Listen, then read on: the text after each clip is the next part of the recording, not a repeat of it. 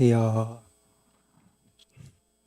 저는 S&T 디베이트 강사, 대표 강사로 있는 빅터이라고 하고요. 그리고 오늘 설명회에서 원장님, 데보라 원장님께서 새로 런칭하시는 디베이트 국내반 커리큘럼 설명 드리려고 여러분 앞에 나오게 됐습니다. 지금 여기 계신 학부모님들이 디베이트라는, 그러니까 영어 토론, 그리고 정확히 말하면 영어 대립 토론이라는 분야에 대해서 얼만큼 알고 있는지 제가 확실히 모르지만, S&T가 처음에 영어 토론 교육기관으로 대치동에서 확 컸거든요. 그래서 이제 원장님께서 2010년도쯤에 대치동에 진출을 하실 때 저를 리크루팅 하려고 이렇게 하셨는데, 저는 신생학원이고 모르는 학원이니까 안 오겠다고 이렇게 하다가 2014년도에 합류를 해서 이제 10년 차가 됐고요, S&T에서.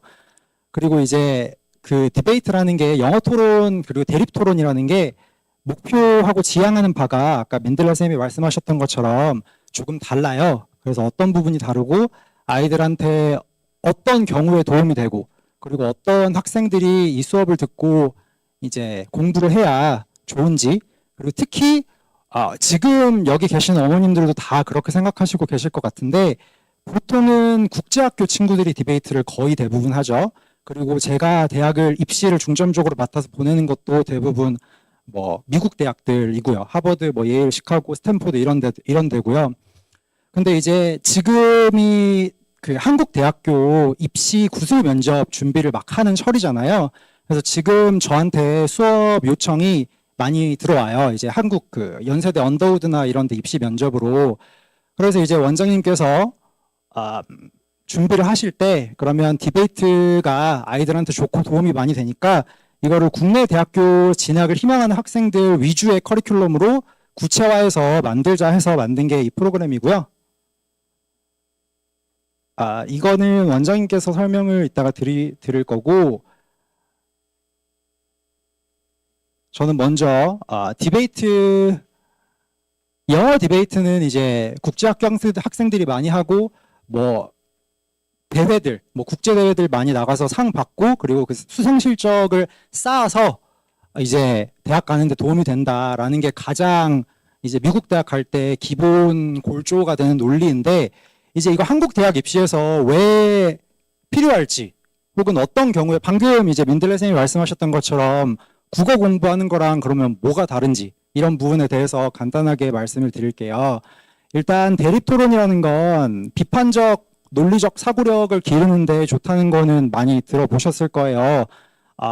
찬반 주제가 주어지고 그 주제에 대해서 찬반으로 나뉘어서 자기 입장을 변호하는 논리를 제시하고 상대방 논리를 비판하고, 이 어떤 논리적인 관점에서 이슈들을 비교 분석해서 심판을 설득하는 과정이 대립 토론인데, 근데 이제 많이들 생각하시는 게 그럼 이게 국제학교 학생들한테만 필요한 거 아닌가라고 생각을 하시는데, 이제 과거에 한 15년 전, 2009년, 2010년 이럴 때는 수월성 교육이 굉장히 보편적으로 받아들여졌어요, 한국 교육 시장에서. 그래서 그때는 뭐 외고도 엄청나게 유행을 했었고, 그리고 뭐 대학 갈 때도 엄청 이것저것 많이 봤죠. 뭐 AP 막 7개씩 따서 보통 갔고, 고려대학교, 저는 고려대학교를 나왔거든요. 근데 고려대학교 면접을 보려면 1차 입시 커트가 토플 117점이었어요. 120점 만점에. 그래서 117점 이상부터는 1차 통과시켜주고 117점 아래로는 전부 떨어뜨리고 이런 식이었거든요. 근데 이제 그 당시에는 뭐 국제 논술 대회나 뭐 철학 올림피아드 아니면 토론 대회 아니면은 뭐 논문 대회 같은 거, 이런 거에서 수상 실적을 애들이 쫙 쌓아서 아예 포트폴리오를 만들어서 입학사정관한테 제출을 했어요.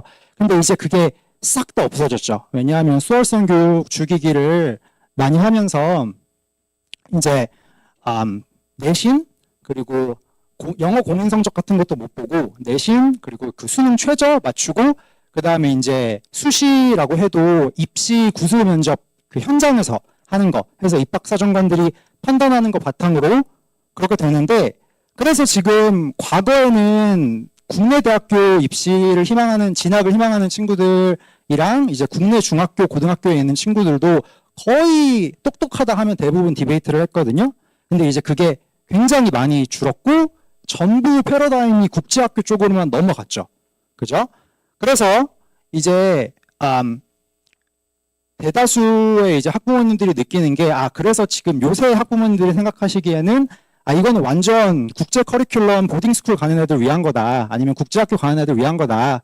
이렇게 생각하시는데 뭐 지금 우리가 영어 토론 교육이 어떻게 진행되고 있는지를 보면 그 부분이 맞고요. 국제학교 학생들을 위해서 특화되어 있는 게 맞고 그래서 이번에 국내 학교 학생들을 위해서 저희가 프로그램을 구체화해서 런칭을 한 게 스카이 입시 면접 그리고 이제 수능의 통합사회 과목이 이제 포함이 되는데 새로 입시 커리큘럼이 바뀌면서 네.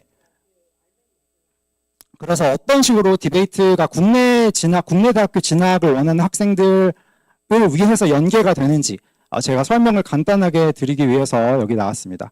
그래서 먼저 그 입시 면접 근데 이거를 설명을 안 드리면 입시 면접 그러니까 여기 보시면 뭐 이게 2018년도 서울대 사회과학 그 구술 면접 지문이거든요. 근데 이거를 기본적으로 서울대든 고대든 연대든 다 똑같이 짧은 시간을 주고 제시문을 파악해서 그 논점을 파악해서 거기서 자기의 답변을 논리적으로 구축해서 유창하게 답변을 해 합격을 하겠죠. 근데 이제 그러면 대립토론을 할 때 논점을 짧은 시간에 파악을 해서 의미를 추출하고 제시문에서 주어진 정보를 활용해서 자기 논리를 구축해서 유창하게 답변을 해야 합격을 하는 거잖아요. 그래서 이 과정이 결국 디베이트랑 똑같다. 근데 이제 수업 때 아예 이렇게 그 기출 문제 그리고 예상 문제들을 만들어서 디베이트랑 통합시켜서 수업을 하는 거죠. 그래서 아이들이 수업 시간 내에 이런 기출 문제나 예상 문제 답변 써온 거를 공개 첨삭도 받고 그리고 그냥 영어 토론 여기에 관련된 주제를 가지고 영어 토론을 진행하는 거 이외에도 이 문제들을 실제로 수업 시간에 풀면서 같이 진행을 하는 거죠. 제가 어머님들한테 항상 말씀드리는 게 있는데 아이들 공부하라고 이렇게 등만 떠미시면 안 되고요. 이런 문제 나오면 직접 푸셔야 돼요. 직접 풀어보시고 아이들이 뭐를 겪고 있는지를 느끼셔야 되거든요. 근데 여기 제시문 나 있는데 이거 한번 간단하게 얘기를 해볼게요. 가에 보시면 For more than half an hour, 38 respectable law-abiding citizens in Queens watched the killer stalk and stab a woman in 3 separate attacks in Kew Gardens. 이렇게 첫 문장 딱 보면 이게 사실 굉장히 유명한 예시거든요. 혹시 어떤 예시인지 아시는 분 계실까요?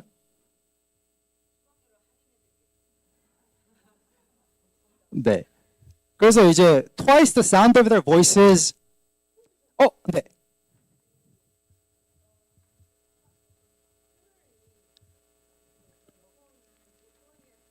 네. 네.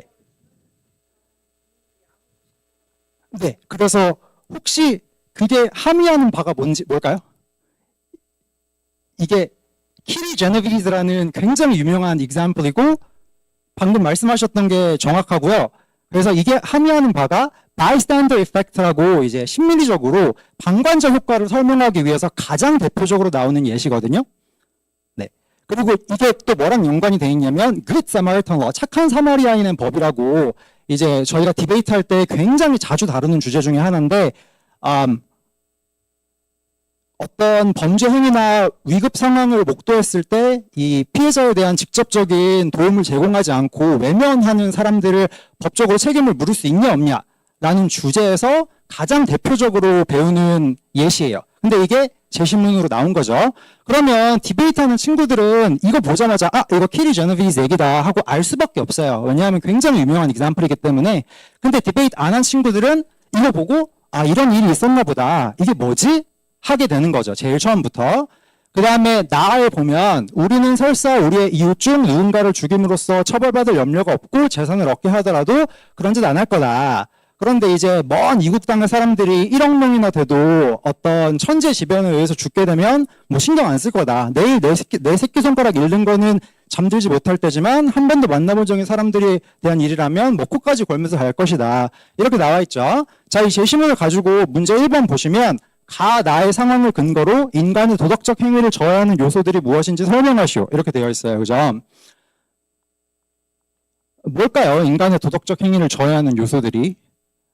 방금 우리가 배경 지식으로 가가 키리 제노비스 example이고 여기서 bystander effect를 설명한다라는 걸 이해하고 있으면 가장 제일 먼저 떠올리는 게 도덕적 행위를 저해하는 요소는 어떤 뭘까요? 방관적 효과로 발생하는 diffusion of responsibility, 이게 키워드거든요. 네, 그래서 같은 어떤 사건을 목격하는 목격자가 다수면 내가 안 해도 저 사람이 신고하겠지라고 생각하기 때문에 책임감이 심리적으로 분산되는 거죠.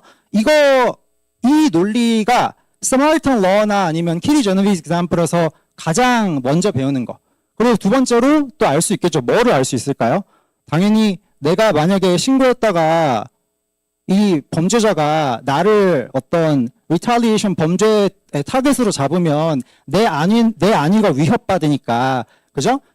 본인의 안위에 대한 어떤 위협을 제거하기 위해서 상대방을 희생시키거나 외면할 용의가 발생한다. 이런 것도 도덕적 행위를 저해하는 요소가 되겠죠. 그죠? 그런데 그 다음에 나에서도 추출을 해야겠죠. 근데 나의 상황을 근거로 인간의 도덕적 행위를 저해하는 요소들. 이렇게 하는데 보통, 연대 언더우드 같은 경우를 들면 제시문을 2개를 주고요. 문제가 5개가 나오고 8분 준비 시간을 줘요. 그리고 카메라를 앞에 두고 5분 동안 카메라에다 대고 답변을 설명을 해야 돼요. 그럼 그걸 녹화해서 교수님들이 보시거든요. 네. 그래서 상당히 시간적인 압박을 주는 거죠. 그래서 이런 맥락과 내용들을 우리가 알고 있는 게 도움이 많이 된다라는 말씀을 드리는 거고요. 문제 2번 보면 기아로 고통받는 외국의 아이들을 위해서 기부를 요청하는 국제구호단체의 편지를 받았다고 가정해보자. 3만 원 기부하면 10명의 애들 한 달 살 수 있지만 외면하면 얘네는 죽는다. 국제구호의 실효성과 한계를 고려하여 이런 상황에서 어떤 선택을 할 것인지 설명하시오. 이렇게 되어 있죠. 그러면 나에서 국제구호 단체에 대한 설명이 전혀 없죠. 그럼 이거는 순수 너가 배경 지식을 얼만큼 갖고 있냐를 물어보고 있어요. 제일 먼저. 근데 지금 1번 문제랑 2번 문제랑 아무런 연관이 없어 보일 수 있죠. 근데 왜 한 세트로 나왔을까요? 왜냐하면 논리적으로 지금 여기서 추출한 인간의 도덕적인 행위를 저하하는 요소들, 혹은 인간이 어떤 행위를 할 때 도덕적이라고 기준을 설립할 수 있는가를 학생이 논리적으로 만들 수 있는지 없는지를 보는 거예요. 그러면 이 문제를 딱 보고 디베이트를 하는 친구들은 답변 구성이 논리적으로 돼야겠죠. 첫 번째, 내가 아는 배경식에 따르면 국제구호의 실효성과 한계가 이런 것들이 있다. 근데 두 번째, 인간이 도덕적인 행위를 하기 위해서 요구되는 구성 요소 혹은 도덕적인 행위의 기준은 이런 것들이 있다. 그럼 앞에서 설립한 이 두 가지 전제를 기반으로 나는 내가 도덕적인 사람이라고 믿고 도덕적인 행위를 하고 싶은데 3만 원을 기부하는 게 방금 내가 설립한 전제들에 의해서 도덕적인 행위를 구성하지 못함으로 나는 이 3만 원을 기부하지 않고 다른 데다 쓰겠다라고 답변을 하든지, 국제구호의 실효성과 한계가 있지만 도덕성을 구성하는 요소들이 이런 거고 그 조건에 부합함으로 3만 원을 기부하는 게 도덕적인 행위라서 기부하겠다, 이렇게 대답하든지 논리적으로 구조가 있어야겠죠. 그죠? 근데 이거를 보통은 국내 대학교에 진학을 희망하는 친구들은 초등학교 저희가 초등학교 4학년 정도부터 선별을 많이 해서 아이들을 가르치는데, 그러면 제가 일을 오래 했으니까 저도 초등학교 4학년, 5학년 때부터 가르쳐서 대학을 보는 친구들이 굉장히 많아요. 그럼 4학년 때부터 저한테 와서 수업을 듣고 예일대 면접 볼 때까지 저한테 수업 듣고 예일 면접도 당일날, 전날까지 도와주고 보내고 이런 식이거든요. 근데 국내 대학을 가겠다고 중간에 디베이트를 관두는 친구들이 많이 있죠. 국내 중학교에 진학을 하는 친구들은. 근데 그런 친구들은 대부분 고3 때 다시 선생님들을 찾아요. 고3 때 다시 와요. 왜냐하면 입시 면접을 당장 해야 되니까. 근데 우리가 안타까웠던 거는 여태까지는 디베이트 수업이, 대립토론이라는 수업이 이런 입시 구술 면접이랑 통합이 안 돼 있는 상황이기 때문에 저는 당연히 이해를 하죠. 입시를 하려면 바쁘고 해야 되는 과목도 너무 많고 하니까. 그래서 얘네들이 고3 때 다시 돌아오면 감을 많이 잃어 있어요. 그래서 이거를 짧은 시간에 바짝 해도 합격을 보장하기가 힘드니까 이 똑똑한 친구란 걸 아는데 안타까운 거죠. 그래서 어렸을 때부터 이런 연습을 시키는 거를 커리큘럼으로 저희가 새로 만든 거고요. 그리고 이제 뭐 여기도 예시를 보시면 통합사회 과목의 수능 편입인데 이제 입시는 원장님께서 말씀을 드릴 거고 이런 뭐 그 수능 비문학 아까 민들레 선생님 말씀하신 것처럼 저도 똑같이 생각해요. 고3 때 가서 1년 만에 문해력, 독해력을 급격하게 향상시킨다는 불가능하고요. 고3 때는 고등학교 가서는 스킬을 배우는 거예요. 문제 푸는 스킬을. 그럼 어렸을 때 저는 제 자랑을 하자면 저는 수능 보고 장학생으로 이제 고대 들어갔는데 저는 그러니까 국어 시험을 볼 때 이거 왜 틀리지? 라고 하는 게 굉장히 많았거든요. 왜냐하면 공부를 별로 안 해도 1등급이 나오니까. 근데 그게 문해력이나 독해력이 어렸을 때부터 있어야 된다는 말인데 이런 여기 이제 이 그 비문학 제시문 봐도 이게 응보적 정의 구현이랑 범죄자 교화의 가치가 사법체계에서 충돌할 때 어떤 거를 우선시해야 되냐 이런 내용으로 구성이 되어 있거든요. 근데 그것도 마찬가지로 이제 retributive justice, rehabilitative principle 이거 두 가지가 criminal justice에서 충돌할 때 어떤 걸 prioritize 해야 되냐, 어떤 걸 우선시해야 되냐라는 디베이트 주제랑 연관이 있죠. 그래서 요런 원래 우리가 기존의 S&T에서 대표적으로 가지고 있던 디베이트 수업에 이제 통합 사회 과목에서 추출한 주제들과 그리고 입시 구술 면접에 직접적으로 연관이 돼 있는 액티비티들을 통합해서 합쳐서 만든 커리큘럼이라고 생각을 하시면 될 것 같습니다. 그래서 기출 문제 당연히 풀고요. 그리고 이런 통합 사회 내용 바탕으로 예상 문제도 저희가 제작을 해서 교재에 예를 들면 이렇게 들어가 있습니다. 이런 문제들은 기출 문제는 아니고 이제 제가 만드는 문제들이거든요. 그래서 이렇게 문제를 만들고 실제로 아이들이 답변 연습을 할 수 있게 제시문 가에 기반하여 제시문 나에서 설명하는 사법체제 운영 방식이 성공하기 위한 조건들을 제시하시오. 이런 식으로 문제들이 나와요. 입시 그 면접에 가면. 그래서 이런 연습을 매 수업 때마다 한다라고 말씀을 드리는 거고요. 그리고 이제 책 읽는 거 중요하죠. 아까 전에 민들레 선생님이 국어 토론이랑 영어 토론이 다르다라고 말씀하셨는데 다른 건 맞거든요. 이제 아이들이 영어 토론을 좋아하고 열정이 있는 친구들을 보면 이거를 하나의 어떤 스포츠나 게임으로 여겨요. 그리고 아이들이 승부욕이 있는 친구들이 대부분 좋아하고요. 이기고 싶으니까. 근데 이제